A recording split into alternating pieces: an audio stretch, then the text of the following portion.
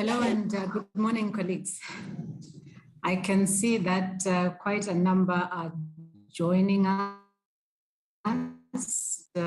We'll just wait until we have everyone on board.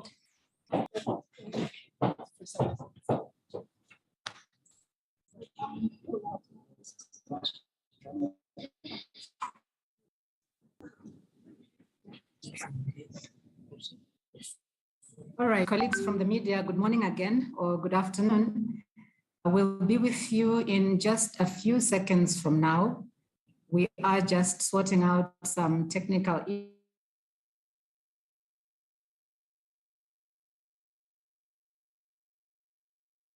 issues, and some of our speakers were attending that, and they had to really quickly make that transition from the one meeting to the other. But I believe that we'll be okay in the next few minutes. I'm just waiting for my producer to give me the go ahead and confirm that we are good to go. And once that's done, we will then start our briefing.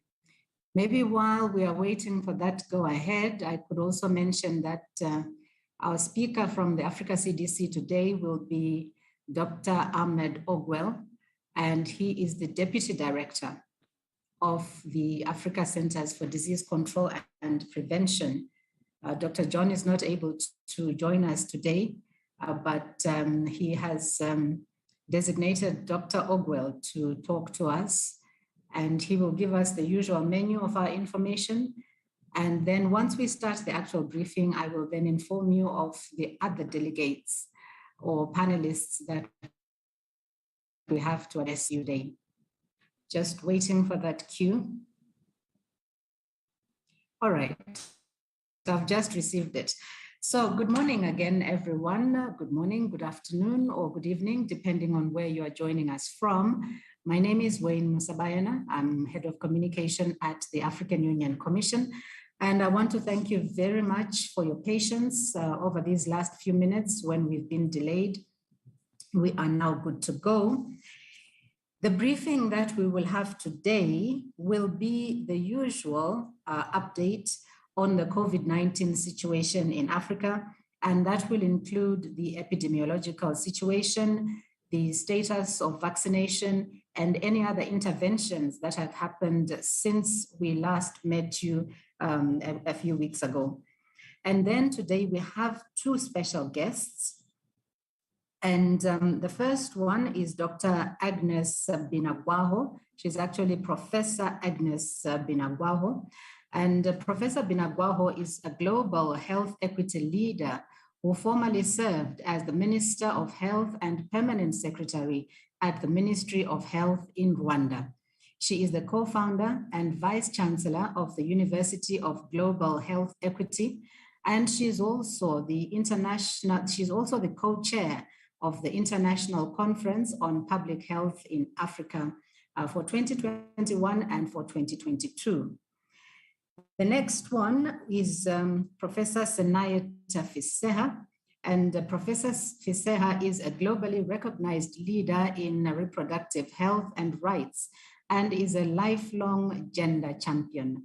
She currently serves as the Director of Global Programs at the Susan Thompson Buffett Foundation, as well as being the Chief Advisor to the Director General of the World Health Organization. She's also the co-chair of the International Conference on Public Health in Africa for 2021 and for 2022. So there we have a very stellar panel to discuss the issues with us today. But before we get into the details, let me just reconfirm how you can ask your questions once we get to the question and answer section. So the first one is our usual WhatsApp number, which is a +251 94 2310. That is a +251 94 2310. But you can also utilize the platform, this Zoom platform, either coming through live or using the WhatsApp, the question and answer section. Okay, now we have that out of the way. Let me now bring in the Africa Centers for Disease Control, which today is represented by Dr. Ahmed Ogwell, who is the Deputy Director of that institution. Dr. Ogwell, you have the floor. No, thank you. Thank you very much, Wayne and colleagues, wherever you are. Good morning, good afternoon, good evening. And welcome to today's press briefing, which is going to be appropriately colored in a very nice way by our two guests. But let me start first by thanking you as journalists for coming today. And we are looking forward to an engaging session when we come to the question and answer session. But let me start with an epidemiological update. Today, the 5th of May, the figures from across the continent of Africa are as follows. In terms of cumulative number of cases, today we are at 11.4 million COVID cases that have been reported here in Africa, and this accounts for about 3% of the total number of cases that have been reported globally. In terms of recoveries, we are at just over 10.8 million people that have recovered from COVID-19, which is a very good 94% of the total cases that have been reported here in Africa.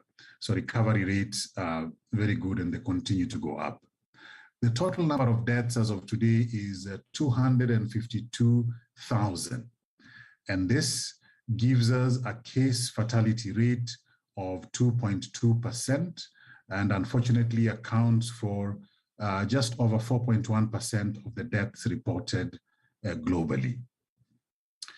Now, the following 5 countries are responsible for 60% of all the cases that have been reported on the continent.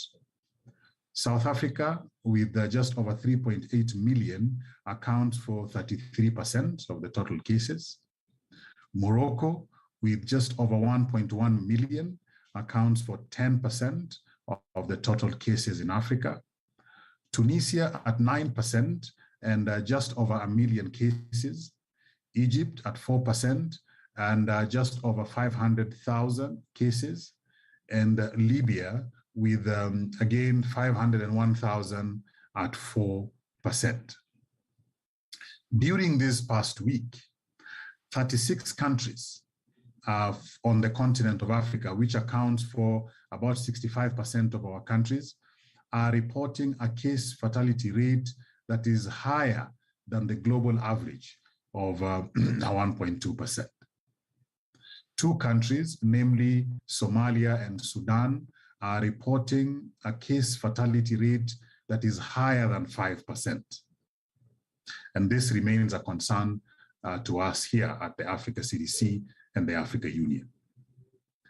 96% of our member states, that's 53 countries, have actually experienced the 3rd COVID-19 wave, while 37%, that is, while 37 countries, that is 70% of our member states, have experienced a more severe 3rd wave. I'll repeat that. That 96% of the Africa's member states, that is 53 countries, have experienced a 3rd wave, while 37% of our member states have experienced a more severe 3rd wave. So you will see that although most countries have experienced a 3rd wave at 53 countries, the majority, 37 countries, have actually experienced a 3rd wave that is more severe than their 2nd wave. Since the last briefing that we had, and we know it has been a few weeks now, no additional member state has experienced a 3rd wave, which is, again, a good sign for the continent.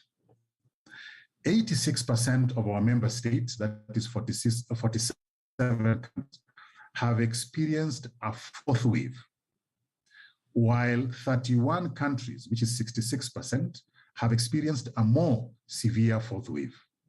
So you will see that, again, the majority of the countries that are experiencing a 4th wave are also experiencing a more severe a fourth wave. And since our last briefing, no additional countries have experienced a fourth wave. 11 countries have actually experienced a fifth wave, and 7 of those have experienced a more severe fifth wave. So it also keeps the same trend that in the period past, the majority of countries that are experiencing a fifth wave are experiencing a more severe fifth wave. And thankfully, since the last briefing, no additional member state has experienced a fifth wave. Only one country, Mauritius, has experienced a sixth wave. Now, when we shift to the variants of concern for COVID-19, we notice that no additional country has reported the original variant, the Alpha variant. So far, 49 countries on the continent have been reporting the Alpha variant. When we look at the Beta variant, 45 countries have reported this variant, and since our last briefing, no additional country has reported the Beta variant. When we look at the Delta variant, 50 countries have now reported this variant, and since our last briefing, no additional country has reported the Delta variant. 3 member states are reporting the Gamma variant. And since the last briefing that we had, 1 additional member state, Egypt, has reported this new variant, the Gamma variant.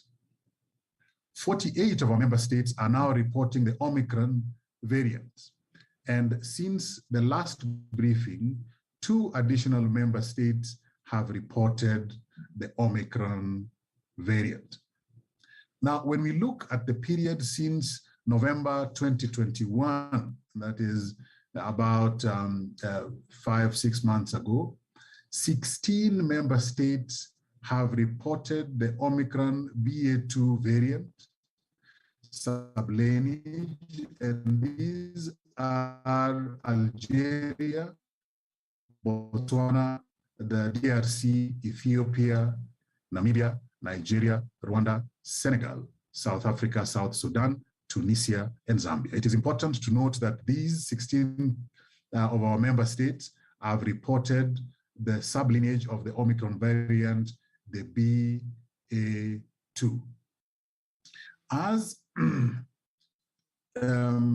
we go into our weekly trends, these details continue to be available on our website, and we encourage you as journalists to really visit and find any specific area that you may be interested in.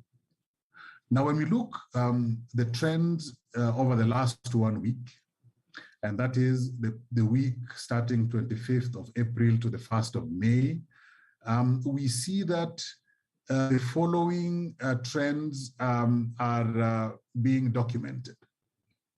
One is that the number of new cases, we have only documented 37,111 new cases in Africa during this period. And this is a 38% increase from the week before that. It means that there are signs that there's a little bit of a creep up in as far as the numbers are concerned.